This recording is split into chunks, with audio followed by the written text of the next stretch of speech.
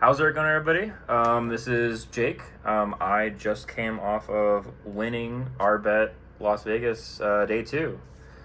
So we're going to go over the deck profile, and that is the gorgeous mat in the background, the double mat, frame mat, the Sork mat. That shit's sick. All right, so let's go ahead and start. Per usual, GBs. I know I've had a few profiles on the channel. I'll go over things that are abnormal. I don't want to go over stuff that's basic like Tulaquari, so I'll just mention it. We're playing Tulaquari. We're playing 1 Darius, 2 Quests, 2 Samnite. I've mentioned this channel before. I like 2 Samnite. I don't think you should play less than 2 personally. I don't like the amount of times that if you're 1 Samnite, you either draw it and then you draw Rescue Cat. Rescue Cat's basically a dead card. You don't want to normal summon Rescue Cat in order to play 2 Tigers. That's not that great of a play unless you already have a GB on the field. And it's also really nice to double Samnite sometimes. So double Samnite is really great. Bestiari, 2 Retiari. Card's way too good in the format. Ramillo. Only 2 Test Tiger. I've mentioned it before, but I think that only playing 2 Tiger is really helpful when it comes to the Oppression decks and the heavy back row decks that have a lot of disruption for Tiger. And since I'm not playing a Prison build anyways, I'm less reliant on Tiger. And I'm not playing Secutor in the main deck either. Way less reliant on Tiger. I've mentioned on the channel before. I can get a little bit in detail again later, but either way.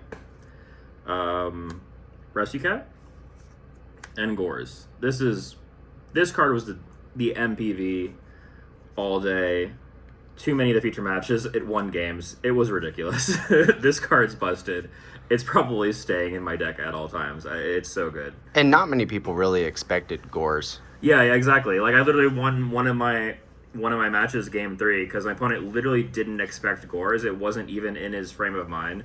And he had a different route he probably could have gone about synchroing and attacking to get around Gores, and it just wasn't even in his head that it was a viable option that would be in my deck. So yeah, that was huge. And then the 2 Test Tiger. The 2 Test Tiger mentioned before, but it's just that I don't like getting into heavy back row decks. So I sided the 3rd Tiger. I feel like that Tiger's really good in the matchups that you're already favored in. So I'd rather improve my matchups that I'm bad into by playing only 2 Tiger. Because if you double draw Tiger, it'll lose you games versus Blackwings and Bayous and stuff like that. Spells. Heavy Storm, MST, 3 book. I think a lot of that's pretty standard. 1 Proving Ground. This is because I don't play Prisma. I need another monster. And this is another way Bestiari, so in lieu of Prisma, it's really nice. It's great. This card overperforms. I can't say enough good things about this card. It's just really nice being able to get whatever GB I want for the scenario, whatever stat line. If I want to grab something that gets around bottomless and grab like a Retiari, like it's super nice. Did the Proving Ground ever come into play like when someone dust shooted you? No, but it came up during a deck dev. Okay. I didn't have to pitch any cards during a deck dev because I had Proving Ground and like a Loquari in hand, so that was good. I play Smashing Ground and Shrink, 1 and 1. They're both great. I love both of them. They're good for different reasons. I wouldn't want more than one of either. I have to thank my boy, Cats or whatever, for putting me back on Shrink. I was on it forever ago, and then I got off it for a while, and I was messing with the deck for a while, and I needed something to put in for a weekend when I forgot some cards, and he's like, just put on Shrink, and I've stuck on it since. It overperformed ever since I put it back in. I like it. We don't need 2. Same thing with Smashing. Really good card. It's really nice that this gets around Bottomless, and that it's chainable, and that you can use it on the opponent's turn. But sometimes you need hard removal that isn't Shrink, like this. But you also want to always have something to protect your GBs. So like, it always feels really bad if you draw double Smashing and you're playing Smashing and you have nothing protect your GB, like after you summon in a quest and they're gonna like summon Ashura. It's really nice to at least know you have something to protect yourself. but this is just sometimes nuts. So I really like the 1-in-1. And both of these really came up in the finals, if I remember correctly. They both did. Yeah, all day both came up like a lot. In the smashing ground, that was almost a 3-for-1. Yeah. In the finals, he went Aaron plus Aaron plus Ryko. Went Ryko blow up at back row, summoned Aaron, stacked for Plagued and Ryko into Army Arm, swung, attached Army Arm to Aaron and passed turn, and I just smashing ground. They both die. It was crazy. Gosh. Yeah. So yeah, really good card. I like it a lot. All right, and then the trap lineup. 3 Dust Tornado, 3 Deep Prison. I think both these cards are too good not to play. Most players are playing Trap Stun in lieu of Dust Tornado. I think Dust Tornado is way better for the format. Especially, though, if you're not playing Prisma. If you play Prisma, I feel like you're kind of forced into playing Trap Stun because you need to have the ability to have these big Geysers plays all the time. As for me, Geysers is just something that sometimes happens, but you don't need to happen. And I think this is an objectively stronger card into most of the back row in the format. Especially if you're not playing a deck that's aggressively Geyserising. Like, I'd rather have this against Oppression any day of the week. Obviously, there's a lot of continuous spells now in the format. There's the Solidarity Gadget decks, there's Future Fusion, there's Whirlwind, there's the Gigavise decks. There's a lot more continuous and quick spells that this is really useful against. And then the set second effect is super broken in this deck. It lets you play around Heavy Storm. You can end phase, put Chariot face down, end phase, put Solemn face down, end phase, put Compulse face down. Just stuff that helps you protect yourself. Like, it's really nice when your opponent, you set this first turn, your opponent sets 2 back row and pass. You're just like, all right, end phase, Dust 1, set Compulse. I'm going to summon, I only have 1 GB in hand. I'm going to summon it. They bottomless. I Compulse my GB. My 1 card GB is still safe, and I can do a play next turn. And I went even on all of that interaction. So, but I was playing around heavy the entire time. 2 Chariot. I think manning more than 2 is a lot in this format, especially against a lot of decks that this card's not good into. So more than 2 is a lot. Compulse. This card overperforms in Edison, I think. I think 2 is definitely the right number for the main deck in Glads. And the fact that I can protect your GBs is just way too perfect. And if I remember correctly, it was in one of your feature matches, you compulsed back Gores. Even. That was sick, yeah. Yeah. I won. I won one of my finals, game 1 with that. Yeah. Compulsed back Gores and made it when he Celestia targeted Gores and my Compulse, and I was at 25 or 28, and he had 3 cards left in deck. So I Compulsed my Gores, and I put him in a scenario of, if you attack me, I Gores, and I get over everything, or you don't attack me, and I don't Gores, but either way, you're going to deck out in 3 turns, so make your choice, and he had no good choices, and we won the game because of it. 2 bottomless. 1-ofs, Call, Solemn, Torrential, Mirror Force, Trap, Dust Shoot. Pretty standard 1-ofs, I'd say. Even in Glads, this is like super standard across the board. It's always just nice for free summoning a GB from Grave. And then 1 Legacy of Yada. I have explained it on the channel a few times before. Basically, this is the 41st card in the deck that helps me I can side out this card for a monster. Because without this card, it's effectively a 40 card deck with a draw trap thrown in. It's never a bad card. People target this all the time for removal and stuff. It baits Heavy Storms, everything. So it's effectively like I'm playing a 40 card deck. But whenever I side this out and add a monster, it's not killing my monster ratio because I play 13 normal summons. If I add a 14th normal summon, it feels a little better if I pull this because now I'm playing a 41 card deck with 14 normal summons instead of a 40 card deck with 14 normal summons. So I like the way it works with the math of my deck. So, but yeah, this card's sick. Like, I mean, the finals match, he went set 1. I went set or T set. He set a monster, set a back row pass. I set 3 and pass. He Heavy Stormed. I chained Yada, chained Compulse, and he lost all of his tempo, and we went even on card advantage. And I was like, all right, cool. I can just set my whole hand the next turn. We're good. So, and that's 41. That's 41, yeah. Yep. That's 41. fancy Gorz token. And we'll go with the sides. 2 Cyber Dragon. There was a Solidarity Gadget player that scared the shit out of me day one of the WXE or EWCQ. EWCQ. There you go, the 2K on Friday.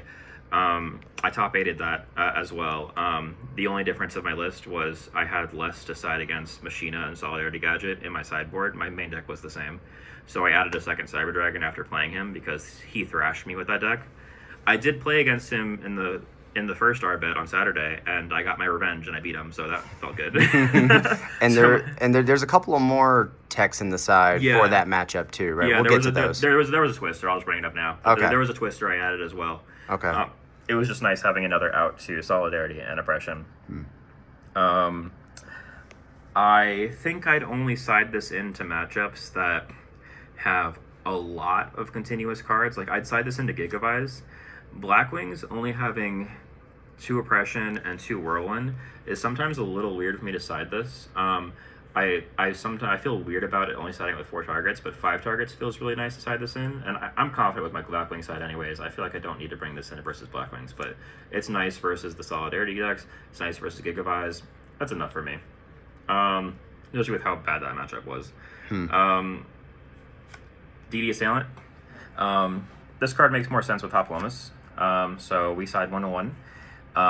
This is really good for Hero Beat and Blackwings. Specifically, anybody knows Hoplomus is probably really good against those decks because it's a strong butt. They'll run into it all the time. You tag, and most people know if they hit into a Hoplomus and it tags successfully, you probably win the game because of all the free advantage. But once your opponent sees this, they're going to go into something big if you set a monster to run over Hoplomus. So if you are playing this card too, DD Assailant, it keeps them on their toes and will really throw them off. You can also do really fun plays, like use the 1 Proving Ground, search Hoplomus, set DD Assailant, and like really fuck up your opponents, like with mind games. So there's some cute things you can do, but this is just a very solid creature into those decks where 1-for-1 removal on their monsters is so good, and where banishing their 4 stars is like so deadly, like Hero Beat and Blackwings, to like ruin their grave targets. And that Hoplomus, that came clutch in what, round 6? Oh my god, yeah, round 6. Game 2, I won game 1 versus Blackwings. Game 2, I was about to lose. I was at 300 life points, and he had 2 Boros on the field, and I had a Torrential set. I was in top deck mode, and I was ready to just, if I drew a monster, I was going to normal summon the monster Torrential to just get rid of the board and try to survive. I drew Hoplomus for turn, set it. He hit it. I tagged Darius, get back Bestiari, Geysers, the game was over. It was crazy. Yeah, that shit was crazy. We side the Psychitor and the third Tiger. For the reasons I said, it's really good into your good matchups. You might as well make them better post-side. But you don't need these game 1, I don't think, to even win your good matchups. And they're generally, if they're in your deck game 1, they might lose you games into your bad matchups. So I'd rather side them. Ancient Forest, this card is cracked. It won me so many games today. It won me game 2 of the finals. It's so good. You side it into any sort of Raikou deck. It's basically your nobleman in this deck, and it's also literally your Gladiator Beast field spell that makes it so your opponent can't ever attack you without losing their monsters the rest of the turn. Such a good card. I do think more than 1 is a lot because you never want to double draw the card ever. Yeah, you used to. I think you were on 2 for a little while. Yeah, and then it lost me a match in the SSG 10K event. Oh yeah, the one in Fort Lauderdale. Yeah. So I went down to 2 I went down to 1 because 2 was a bit too much. Yeah. But yeah, really good card. It absurdly excels versus value, but it's good into any Raikou deck. So like Light Sword and everything too. Or like Hamster Raikou Machinas or anything like that. Third Convulse. Card's too good, I think, not to play the third in the side. There are some decks that this card's just cracked against. And it's nice having the flexibility of just stuff to mess up tempo. It's good against frogs. It's good against any hero decks. It's good against like decks that want to synchro all the fucking time. It's good against Hero Beat because you mess up their Gemini Spark targets, so they don't or they don't draw a card. I love the card. Transmigration Prophecy. This card's better than Crow. I don't give a fuck what anybody says. This card's way better than Crow. The fact that it targets 2 cards is really good. There's a reason this card's at 1. And the fact that it sends them to the deck is so clutch, especially versus Vayu, because you could Crow a Vayu target and they could Burial or return to the different dimension this. Going back to the deck, they can't do shit about that. Right. Really good. It's good even into double Treeborn, where sometimes Crow is annoying because you only stop 1 Treeborn. And it's also really good at turning off Miracle Fusion. You can usually just nab 2 heroes in response to Miracle Fusion, and those are like the only 2 heroes in their grave because they don't play that many heroes. Right. So it's a really nice card. 3 Trap Hole, because fuck Blackwings. It'll just make sure they can't play the game. Yep. Really good card. Fun fact, this card targets. Don't use it on Arcus. That came up in the finals, but yeah. Really good into Blackwings. I highly recommend it. It's really nice 1/4 removal, and it helps you play in a limited game state against Blackwings and stop all their plays. Like, what tends to be the detriment to Blackwings is whenever you can't stop their summon per turn, whenever they have a Whirlwind up, and having 3 more cards that 1-for-1 stop those summon per turns is huge. Besides the 2 bottom was Torrential and the Book of Moons, and like, you don't want to compulse somebody normal summoning a Blackwing just to stop the Whirlwind Search. This is golden, though. And sometimes it's really relevant because they'll normal summon Kalut all the time. This hits Kalut, bottomless doesn't. So, 1 Starlight Road. I don't main deck this, mainly because it sucks with Gores. You draw these 2 together, you're going to lose the game. This is going to sit forever down, and you're never going to be able to Gores. Or you're going to keep it forever in your hand, and then you're going to have so many cards in your hand with Gores until they hit you in the face. So I think it's really that or Gores. So I keep it in the side and bring it in the matchups that I want it for. Gotcha. And then 3rd Chariot, because this card's too good not to play 3 somewhere in your list. Yep. And I guess maybe get into the extra deck really quick. Yeah. It's super fast. Yeah.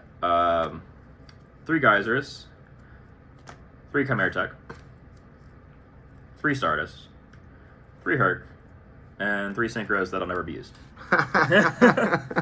They could probably just be like Flame Swordsman, honestly, at this point, but whatever. I mean, that would be a flex. Or like a Blue Eyes Ultimate Dragon, right? Or something like that, right? So I guess it kind of goes, I guess with every single deck profile, and that is, are there any changes that you would make to the deck after the event? No. I think what was nice about this being 3 days in a row in events is I was able to make changes between days if I wanted to. The only change I thought should be made was after I topped day 1 because of how badly I lost the Solidarity Gadget deck. I made those changes to my side where I added the Twister and the 2nd Cyber Dragon, and the deck's been golden. Besides that, I'm really happy with the deck list, so I wouldn't change anything. Awesome. Well, I mean, I'm assuming that there'll be probably another video to come with like, kind of round by round, maybe some of your matchups, or do you want to get into that here? Or? Yeah, sure. Actually, I'll quickly bring it up.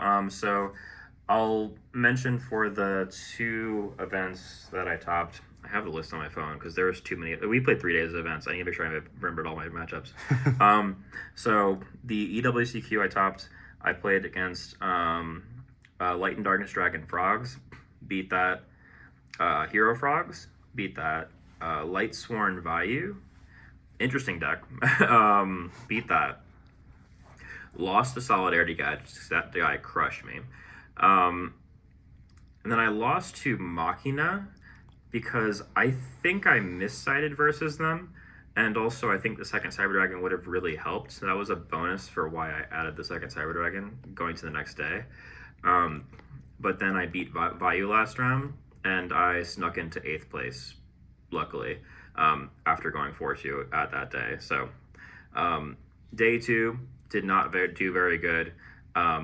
Played against 2 hero beats within the first 4 rounds. It felt very bad, and had some pretty bad hands versus those decks. I did get to replay against the Solidarity Gadget guy though, day 2, and I did beat him with a new side, so that was satisfying. So day 3 though, the event that I won, round 1, my opponent didn't show. We get lucky like that sometimes. Round 2, I played against Hero Frogs, 1-2-0. Round 3 was on stream. I played against Quick Draw, 1-2-1. Really close match, really good match. Round 4, I played against Light and Darkness Dragon Frogs, 2-0'd that. Round 5 was a feature match as well. It was Black Wings, and I won 2-1. Round 6 was Black Wings, and I won 2-0. And then round 7 was a feature match, Light Sworn, and I won 2-0. So yeah, those are my matchups for the weekend. All right, all right. Anything else you want to mention before we log off here? Other than besides all the guys that I've traveled with, it's been a pleasure being here with all you guys. They're both out. They're both like zonked out. But Kat's over there who recommended this drink. He also topped 2 of the days this weekend, so that was sick. He topped the EWCQ as well as he topped the event yesterday, the first RBET. So. Yep. I'm awake. He's awake. He's awake. He's awake. He's awake. He was one of the 2 Fork players yesterday, and then the previous day he played Hero Frog, a very spicy one. Awesome. But yeah, besides that, that's it. All right. Mm-hmm. Well, we're all proud of you here, and good job, man. And appreciate it. RBET champ. Yeah. Signing off. All right.